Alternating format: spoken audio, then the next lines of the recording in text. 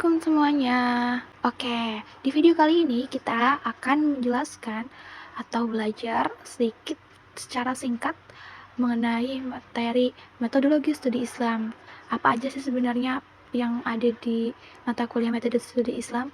Nah, buat lebih detailnya, simak video berikut ini dengan baik sampai selesai. Oke, sebelum itu perkenalkan, namaku Fitri Maratul Wahidiyah dengan NIM 2241140407064. Oke, let's go. Mari simak video ini. Pada materi mata kuliah metode studi Islam, terdapat beberapa poin atau subbab. Yang pertama, kerangka ontologis Islam normatif historis. Di sini menggambarkan dua aspek utama Islam, yaitu normatif, yang kedua historis. Nah, normatif itu adalah ajaran-ajaran Islam yang bersumber dari wahyu, dan historis itu pelaksanaan dan penafsiran ajaran tersebut dalam realitas sejarah oleh umat Islam. Nah, sebab yang kedua yaitu ada pengertian dan ruang lingkup kajian metodologi studi Islam. Studi yang mengkaji metode untuk memahami dan menganalisis Islam secara ilmiah, mencakup ajaran, sejarah, kebudayaan, dan peradaban Islam dalam perspektif multidisiplin. Sebab yang ketiga yaitu makna Islam dan prinsip-prinsip ajaran Islam. Nah, di sini Islam itu berarti penyerahan diri kepada Allah ini, prinsip-prinsipnya itu meliputi tauhid, keadilan, keseimbangan, kemaslahatan, dan persaudaraan universal.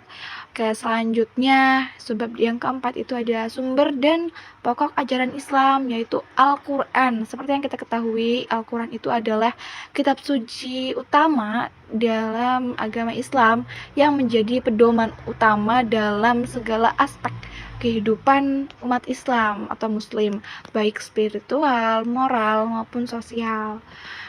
Selanjutnya, subbab yang kelima yaitu sumber ajaran Islam. Sumber ajaran Islam yang lainnya nih, itu ada hadis dan ra'yu. Dalam hal ini, hadis itu adalah ucapan, perbuatan, dan ketetapan Nabi Muhammad SAW. Kemudian sedangkan ra'yu adalah metode penalaran atau ijtihad untuk menjawab persoalan yang tidak dijelaskan secara detail atau eksplisit dalam Al-Quran dan hadis. Nah, ketika dari Al-Quran dan hadis tidak ada penjelasan suatu kejadian atau suatu hal ketetapan itu adalah metode ra'yu. Terus kemudian yang keenam ada peta sejarah perkembangan studi Islam dari klasik, modern, atau kontemporer. Nah, studi Islam berkembang dari fokus teologis atau klasik ini menjadi lebih ilmiah dan multidisiplin atau modern atau kontemporer. Ini melibatkan pendekatan historis, antropologis, dan sosial.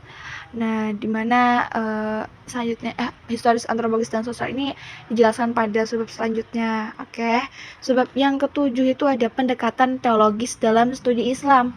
Nah, pendekatan teologis ini memfokuskan pada ajaran dan keyakinan Islam sebagai kebenaran mutlak berdasarkan wahyu, seperti itu.